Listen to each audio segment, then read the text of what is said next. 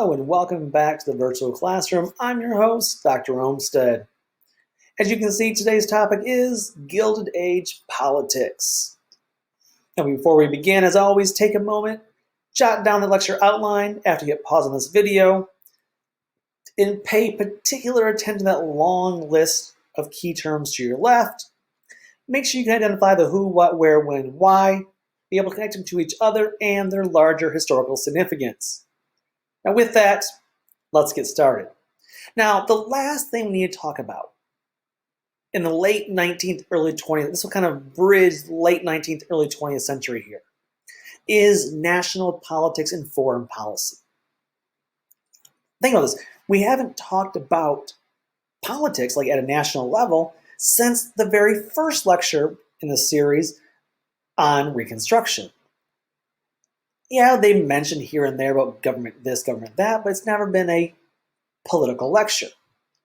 Which again, most of the time, it seems like it's every other lecture. You do one on social cultural things, next one on politics. It's been a while. And the reality is, our country is going through some major seismic changes during this Gilded Age period. So let's start in the beginning. So Gilded Age, politics, and populism. So this is going to be a two-part lecture. The first part will be on populism, and the second part will be on imperialism. So, political parties at the end of the 19th century. And there are two basic parties, right, at this point. There's Republicans and there's Democrats. And of course, there's the Democratic Party. Now, Republicans are mainly attracting white Anglo-Saxon Protestants, known as WASP, the abbreviation. So white Anglo-Saxon Protestant, those kind of old guard Europeans, Brits. African Americans and Union veterans. Why? Because these are pro-Union people. These are from before the Civil War. These are, of course, this is the party of Lincoln. And therefore, African Americans support it. And of course, Union veterans, war veterans support it because they held the Union together. Now, they're pretty moderate on race. Like, they're not out there like, yes, let's champion equality. No, they're not doing that.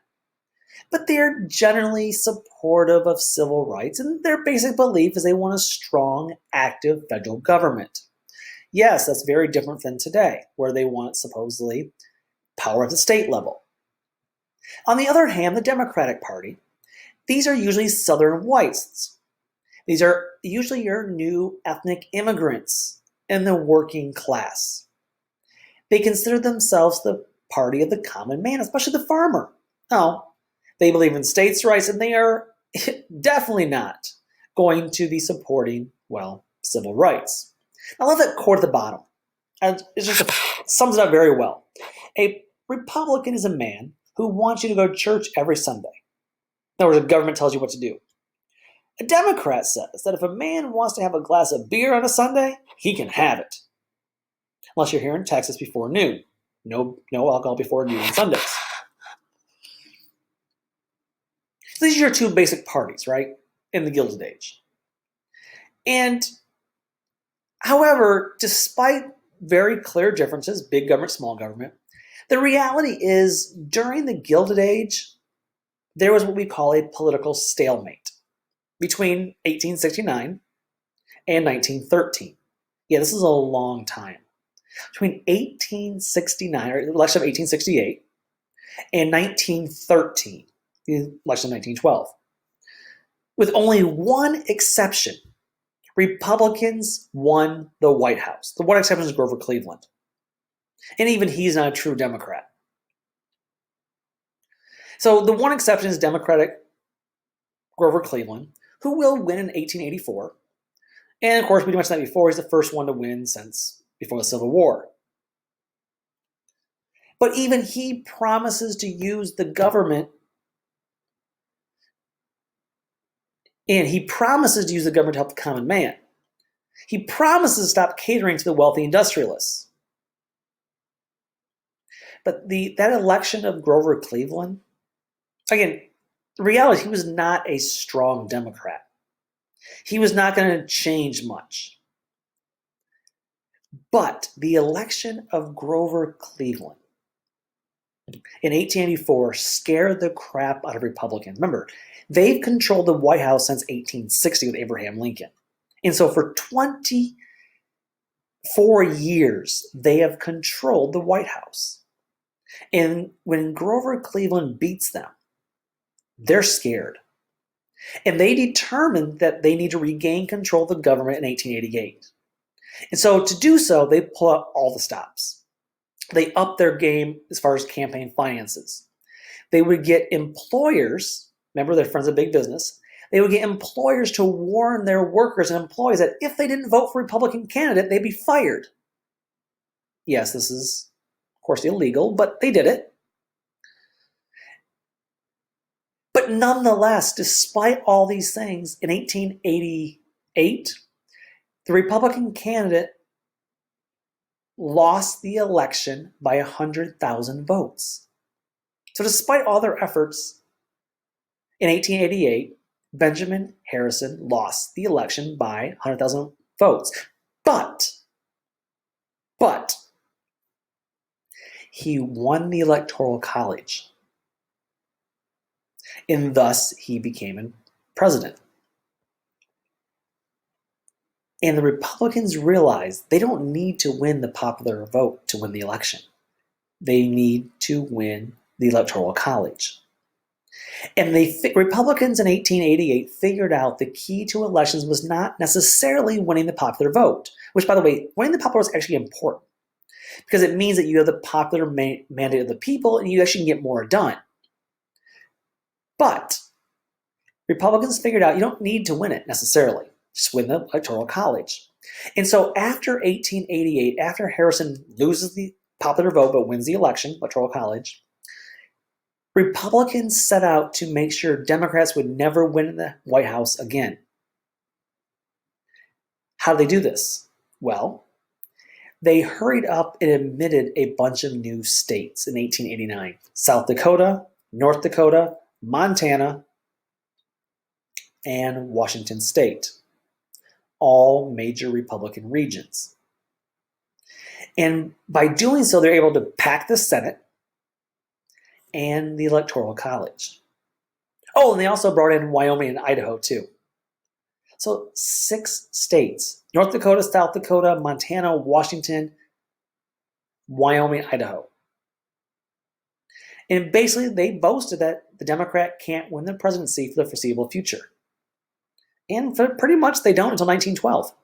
And there's a reason why they win then, and we'll discuss that when we get there. So it looks like the Republicans are in charge. But the reality is that power was more imagined than real. In fact, I actually have an assignment that I threaten to give my kids every year. I don't usually give it to them. But it's labeled Crappy President Chart. Because pretty much all the presidents from 1868 through, 1900 are crappy presidents. And I do it obviously very, loosely and very in jest. Because it was by design, right? So there's a couple problems here. Number one was, between these years, no president really won the majority of the popular. No one won over 50% of the vote. So the candidates were not exactly loved by the people. Again, no popular mandate from the people. They never won the popular vote by more than 50%. In addition, none of them actually believed they should be a strong president, which is why I call them crappy presidents. The prevailing view of the office of the presidency during this time was that policy should not come from the White House. It should come from Congress. The White House, their only job was to obey and enforce the law. So great, that makes sense. It might make sense to a lot of you, right? The president is not the big, powerful person. It's Congress. They make the laws. They have the purse strings. They set the dates, right? But during this period, nothing was going on in Congress either. All Congress saw was division. Because during the Gilded Age, for the most part, Democrats controlled the House and Republicans controlled the Senate, which I just explained why. They put all these new states in to make sure they controlled the Senate. And therefore, most political action that took place was at the state and local level. The strong federal government that we know today did not exist during the Gilded Age. But, despite this, there are a couple important major political issues that will become vitally important, that kind of define, politically speaking, the Gilded Age during the late 19th century, and that have very much on the idea of what's called the Farmer Revolt. And the first one of these is tariffs. Now, what is a tariff? We talked about this. If you took the first half of U.S. history, you should know what a tariff is. A tariff is a tax on imports or exports. Generally speaking, as you can see, it's about protection, theoretically. And what it is, you put a tax on imported goods. Why? So, the idea is this is seen as a way to protect American manufacturing. And so the idea is that if you are importing a good from, say, China, you put a tax on it. That way, the Chinese product will not be sold at a significantly lower rate than the American-made good. Because if it was sold at a lower rate, people would buy the Chinese product rather than the American product and hurt American manufacturing. Let me explain this a different way to you. Let's try to make easy sense. So let's just say, for instance, I have my phone right here, right? iPhone. Here's my phone. Let's just say, for instance, that this phone can be made in the United States for $100. Now, I understand it's way undervalued, but just go with me here for my example. This phone can be made in the United States, American-made, $100. It can be made in China and sold for $80. Which one are you going to buy as a consumer? Well, of course, you're going to buy the one for $80 made from China. It just makes sense, right? It's financially, fiscally responsible, economically smart. But let's put a tariff on this now. And so the Chinese product, we're going to put a large tariff, a tax, on imported Chinese iPhones. And so now, as a result of this tariff, the Chinese iPhone now costs $110 rather than $80. It's a big tariff. So which phone are you buying now? The American made for $100 or the Chinese made for $110? Now, of course, you're going to buy the American made product. Thus, tariffs are great, right? Because they protect American manufacturing, American jobs, American factories. Yay! Fantastic. We love tariffs. And of course, the Republicans in Congress, the Republicans who ran the presidency for the most of this period, love tariff because, remember, they were friends of big business. And this tax on manufactured goods coming in the country meant that, as a friends of big business, that they would, of course, protect their friends, the big businessmen, American businessmen. Here's the problem. Democrats hate this. Why? Well, remember, who do Democrats largely draw from? Poor immigrants, especially farmers, though. The common man, right? Because while immigrants may say, well, it does protect our job, because it is protecting American jobs, yes, farmers hate tariffs. Why? Because let's go back to my example of my iPhone here. Remember, $100 US made iPhone versus $110 with the tariff on the Chinese iPhone. Do you really think that if my numbers are accurate, the $110 Chinese made iPhone and the $100 US made iPhone, do you really think that the American made iPhone will still cost $100? And the answer is no.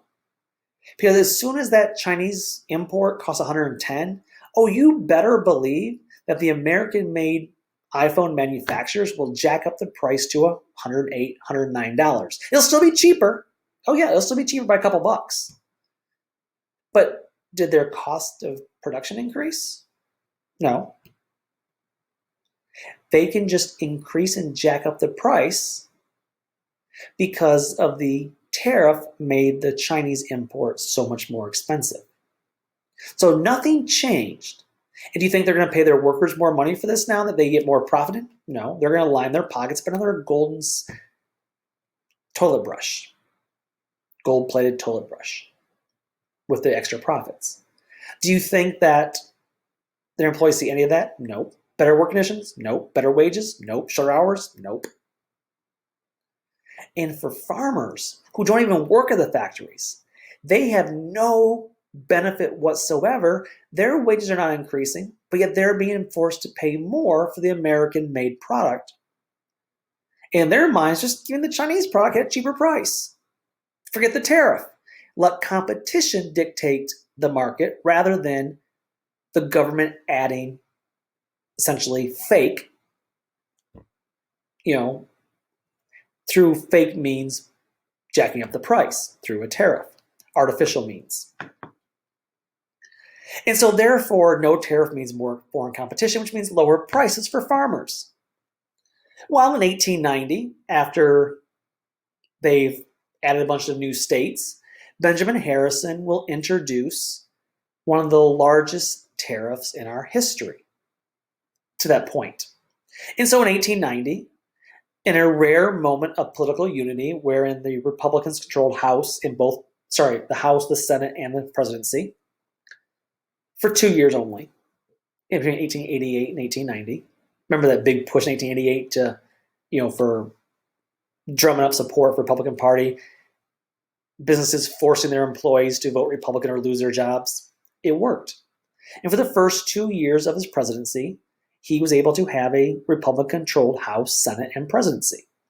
And they used this opportunity to pass what became known as the McKinley Tariff, another future president, but McKinley Tariff, which raised tariffs to an all-time high, pissing off farmers. The second big issue was called Greenbacks, or the currency debate. And so in the mid-1800s, money in the United States was coined from both gold and silver. Now, following the Civil War, there were soldier pensions to pay. Among other things, the country needed money. And so they began issuing what's called greenbacks. Now, you see a greenback on your screen. It's paper money. It's what you carry in your wallet nowadays that right now stores don't want you to use. They will use credit cards, right? But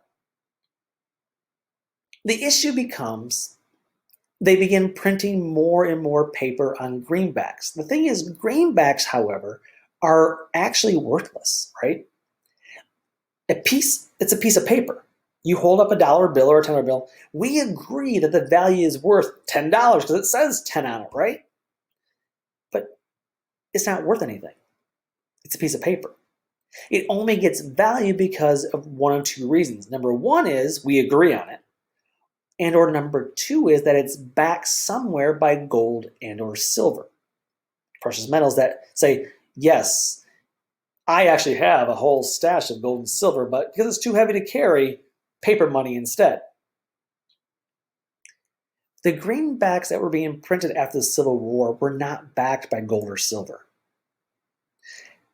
And what became the argument during the Gilded Age was, should we keep printing more and more money? Again, greenbacks. Or should we just take them all out of circulation and go back to the gold standard? And the thing is, what happens if you keep printing more and more money? You can always get this one right? All students always know this one. Inflation. Of course, inflation is bad, right? Maybe not. You see, while big business owners loved the gold standard, it was solid, hard currency. Farmers loved greenbacks, printing more greenbacks. And then later they embraced what became free silver. Free silver is the same idea. You just have the unlimited minting of silver, right? So rather than just printing more paper money, use silver and just keep minting into a bunch of coins. Why? To flood the market and cause inflation. Farmers liked inflation. Now, let me explain this in a very simple way. You're a farmer, right? At the beginning of the year, you have to buy a new tractor, you have to buy seed, You have to buy a new plow, maybe a couple oxen. And you go to the bank and borrow $500 to do so. So you go and borrow $500. And then you buy your plow, you buy your oxen, you buy your seed, you go plow your fields, you plant your fields. At the end of the year, you will pay that loan back through your harvest, right? Makes sense. But what happens so you sell your harvest at $2 a bushel, and you sell it all, you pay the bank back, you're fine. But what happens if during that year, so in March, you took out your loan, but during the summer while your crops are growing, the government begins to print a whole bunch of money, either in greenback paper or in silver, free silver. It causes inflation. So now that means you bought that stuff at $500 back in March. The government in July printed a whole bunch of money, silver or greenback. And then when you sell your harvest in October, that same $2 bushel basket of tomatoes you were selling, because of inflation, is now worth $4. So you're selling not for $2, you're selling for $4 because of inflation. People pay $4 because they have more money on hand. So now you just doubled. You sell the same amount of tomatoes, right? You're selling the same amount of produce, but you're getting double the money because of inflation. And thus, when you go take that money back to the bank to pay off your debt, did your debt at the bank change? No. It's still $500. And so you hand over $500, you look back and say, wow, I still have $500 in my hand because I sold, for double the value, double the price. And so the reality is their real debt would actually drop because of inflation. It was phenomenal for farmers. They saw us as a savior, greenbacks and later the unlimited minting of silver, that they can wipe out their debt. And of course, Democrats supported this. Farmers tend to vote Democrat. And so what happens is, as a result of these two issues, the tariff issue, the currency debate, farmers begin to revolt. Now, remember, this is one of those excesses of capitalism this is the gold-plated crap. This is the crap we're talking about here. There became a movement to try to clean up that crap because farmers felt they were being left behind by, everyone. And so what there becomes what's called the populist movement. Now, I want to spend a minute here to define populism for you. Because there's two types of populism, right? There is capital P populism and lowercase p populism. Now, what is lowercase, small case p populism? Well, small p populism is this political philosophy that generally is supporting the common people over the interests of the elite and the status quo. I'll repeat that for you. It's a political philosophy that supports the common people over the interests of the elite and the status quo. Now, here's lowercase p populism, small p populism. It goes in waves in history, right? It ebbs and flows. And we see populism come every so often. We're going to see it here in the late 1800s. We're going to see it again when we get into, the 19 teens. But we're going to see it even more in the present day. And usually it's a grassroots movement that says, no, the establishment is not serving your needs. We need new blood. We need fresh people. We need to... And you see a populist wave when you get to, the Tea Party movement. And despite the fact that they're millionaires and billionaires, both Donald Trump and even Bernie Sanders were the result of a populist movement. Again, lowercase p populism. In Donald Trump's election to the presidency in 2016 was a result of a populist movement where the grassroots average person said the government is not working for me anymore. Washington is not working. Remember, what did Donald Trump say? We need to drain the swamp. This appealed to all those people who felt they were left behind by the government. The government was not working for them. And what we see also is populism waves tend to come during eras of high inequality, especially in wealth disparity. So even though he's a billionaire himself, he was elected in a populist type movement. Now again, this is lowercase p populism. Back to the Gilded Age. During the 1870s, we will see what is known as the Populist Movement, capital P populist, or populism. So capital P populism is in fact a populist movement. But when you talk about uppercase capital P populism, this is rooted in the Gilded Age. During the Gilded Age period, the 1870s, 1880s, 1890s. And it is a direct result of this political stalemate in Washington, that they feel like they're doing nothing to help the farmers, a direct result of the tariff, a direct result of the currency debate. And so by the time we get to the McKinley tariff in 1890, remember, you can only push people so far before they reach their breaking point. In 1890, the McKinley tariff pushed farmers to their breaking point. Farmers were in trouble. They were looking around, and everywhere they looked, people were against them. Blame went around. They blamed, of course, Harrison and McKinley for the tariff. They blamed Republicans for the gold standard. They blamed railroads because they were charging farmers higher rates to send their products or transport their products than they were to the industrialists. They were upset and blamed the banks because they were charging high rates of interest and not working with them on their loans when they had bad years due to famine or drought. And so in the farmers' eyes, everyone was profiting at their expense. The status quo was not working for the common man. And so in the face of this, they finally had enough, and they fought back. There was a politicalization of farmers into organizations. The most important of this became known as the Alliance Movement, or the Farmers Alliance. And this movement began to pick up, especially in the South and Midwest, as farmers were more prevalent. These were grassroots, locally based movements that represented poor farmers. If they saw their only hope for a future, their only hope for reform and survival, was collective action to seek relief for debt and poverty. They demanded the government for a reduction of tariffs, the abolishment of the national bank. They wanted the regulation of railroads. Again, they're not trying to overthrow the government. They want reform and regulation. And of course, generally speaking, Democratic Party supported this. And generally speaking, farmers support the Democratic Party. But they even realized that the Democratic Party was not meeting their needs.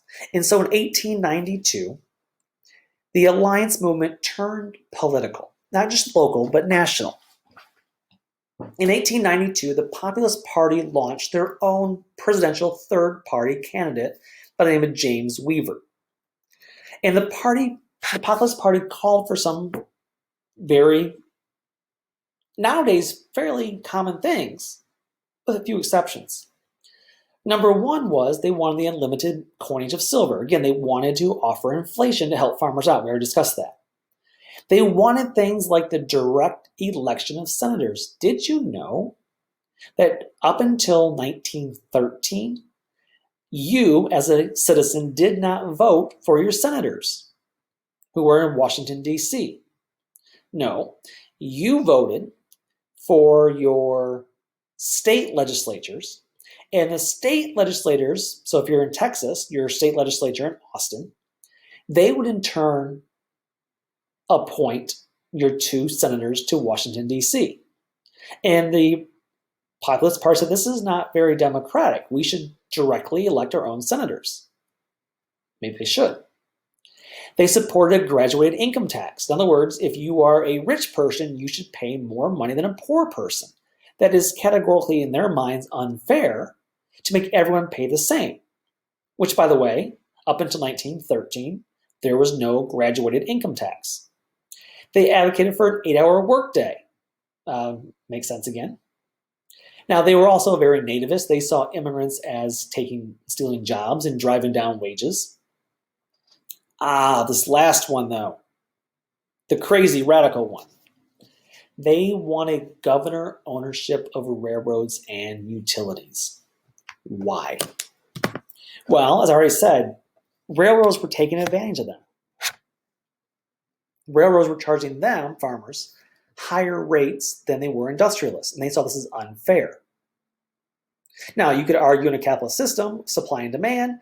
Well, in this case, industrialists were able to bargain for better rates because they had more money, more clout, and they were shipping more product on a consistent basis. Okay, that's capitalism. The Populist Party argued, though, that transportation by railroad should not be a privilege of a select few. It should be a right of all people. Remember, how many forms of transportation were really around in the 1800s? There's no cars yet. I mean, technically, they've just been invented, but the number one form of transportation across the country is, in fact, railroads for any length of distance. And they began to argue that, no. Why is it fair that only the privileged elites are able to get better rates and use the railroads? Everyone should have access to them. And same thing with utilities like electricity, light bulbs. Why is it fair that only the rich can have heat and light in their buildings or their homes? Should this not be a right of all people? Now you may think, well, that's just weird, right? Because let's turn it to a more modern debate. Because again, we still have these debates today. The idea of rights versus privileges. Healthcare. We are the only major industrialized country that does not have a national healthcare plan. Now, when we get to the end of the semester, you'll hear about Obamacare. And you will hear how some people call it socialist. But the reality is it's not socialist, because Obamacare did not get rid of private health insurance. It was not the government takeover of healthcare in this country. Now, you may or not like it, and that's fine. That's up for debate. But it's not socialist. Because socialism means you take control of production or take control of the process of it. And Obamacare didn't do that. There's still private health insurance. So the question then is, especially now that we're in a pandemic right now, the 2020 coronavirus pandemic, is healthcare a right that everyone should have equal access to? Or is it a privilege of only the elite who can afford to pay for better coverage? Let's face it. If you're looking at the coronavirus pandemic, you see Major League Baseball players trying to restart their season, NFL football players, college football players, NBA players. They're all being tested on a daily basis. But yet, if you work at the supermarket, or you're a student going back to school, or a teacher working in a school, how often are you tested? And who pays for that test? Now, right now, it's still being covered technically for free as of, summer 2020, but how long will that be covered for? And if you get sick from COVID-19, who pays for your medical bills? Fair question. Now, this is usually a very heavy conversation in a classroom setting. You get debate on both sides. People are like, well, no, it should be. Let's turn to a more fun one. How about Wi-Fi, internet? Is internet a right or a privilege? Now, usually in class, this is always a kind of a fun little debate, but it's become much more serious in 2020 after students were forced out of schools in March of 2020 for the rest of the term. In many schools starting back up in fall of 2020 virtually.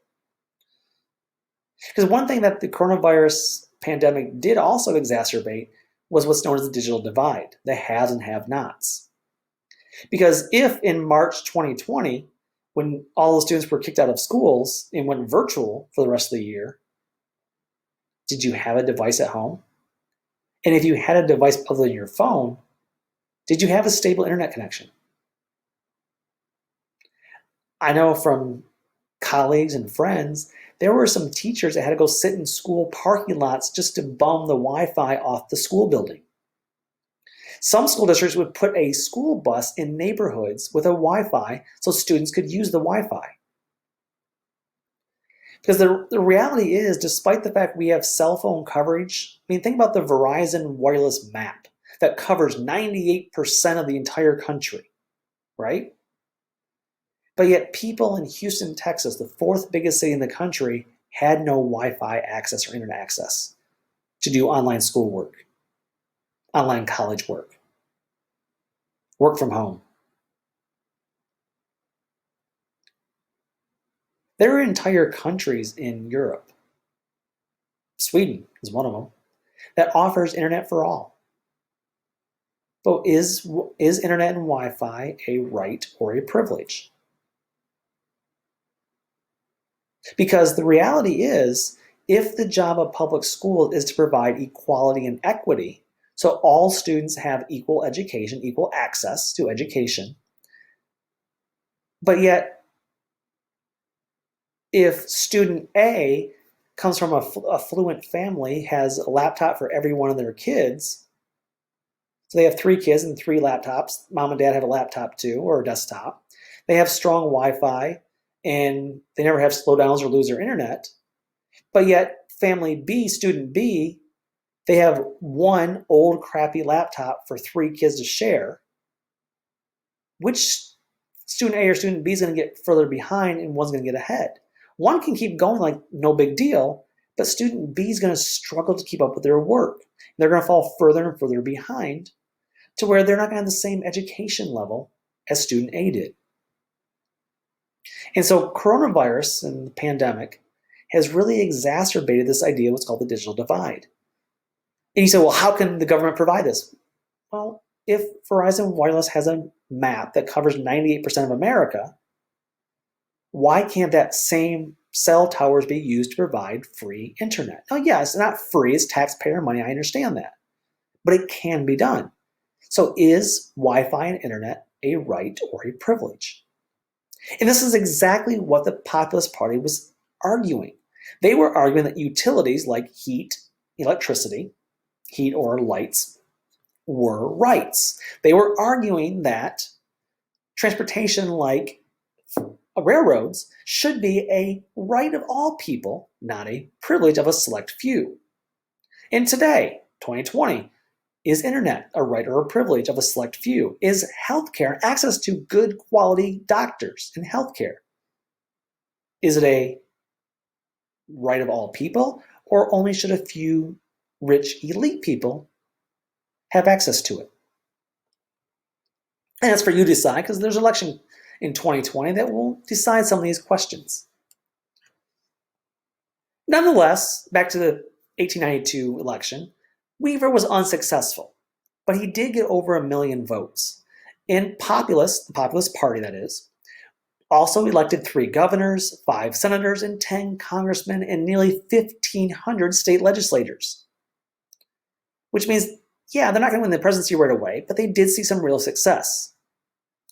But you better believe 4 years later, they were ready to try again, 1896. They were ready for the presidency this time. This election, the number one debate was the currency debate. Specifically, should our currency be based on sound gold or the unlimited minting of silver, free silver?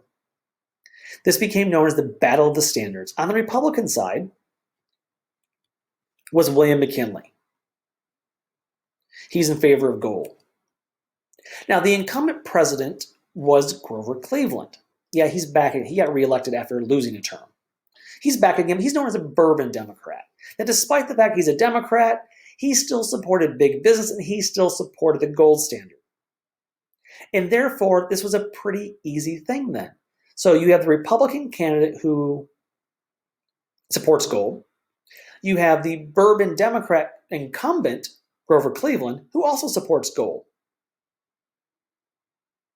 And again, Bourbon Democrats is this term in the Gilded Age that describes a Democrat who sides with big business, generally speaking. And so therefore, it was a very simple process. They're going to go to the Democrat National Convention, and once Grover Cleveland is officially renominated to be the candidate for president, they were going to stage a walkout. In that way,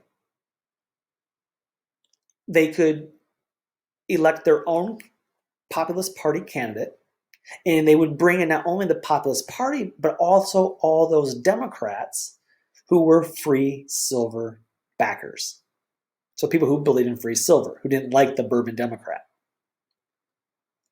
All was going as planned until at the convention, a young, vibrant, eloquent speaker, William Jennings Bryan, get used to his name, he'll be back to haunt you later. He stood up at the Democrat National Convention and gave a speech known as the Cross of Gold speech, where he, as a strong supporter of free silver, claimed that the cause of free silver was, quote, a cause as holy as the cause of liberty, the cause of humanity, unquote.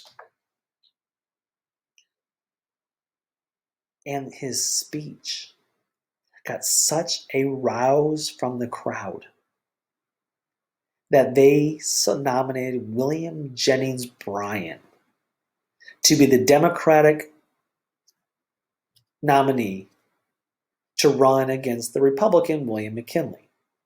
Guys, this never happens. He unseated the incumbent. So picture this. This would be like this year, okay? This is 2020. So the election's coming up. What if the Republicans chose someone other than Donald Trump to be the Republican nominee for the November election? That would be how much of an upset it was to have William Jennings Bryan unseat the incumbent president, the current president, Grover Cleveland. So William Jennings Bryan now is going to go up against William McKinley. So Republican William McKinley, Democrat William Jennings Bryan. Fantastic. Okay, this is bad for the Populist Party. Remember, the Populist Party was counting on those disaffected Democrats, free silver Democrats, walking out and joining their cause. And now the Populist Party, if they put up a candidate who supports free silver, it risks splitting the vote between William Jennings Bryan and their candidate and giving the election to William McKinley. And so they decided to unite behind William Jennings Bryan. In essence, populism had hijacked the Democratic Party because populism prevailed. This is what William Jennings Bryan was triumphing here, was indeed the Populist Party ideas. And guys, William Jennings Bryan, he fought an aggressive campaign. He gave up to 30 speeches a day. He traveled to 27 states, personally reaching nearly 3 million people. He appointed himself the spokesman of the plain people. He became known as the Great Commoner. And William McKinley said, yeah, I'm too old, I can't do that. Instead, he sent out leaflets. And as you can see, it didn't matter because William Jennings Bryan lost.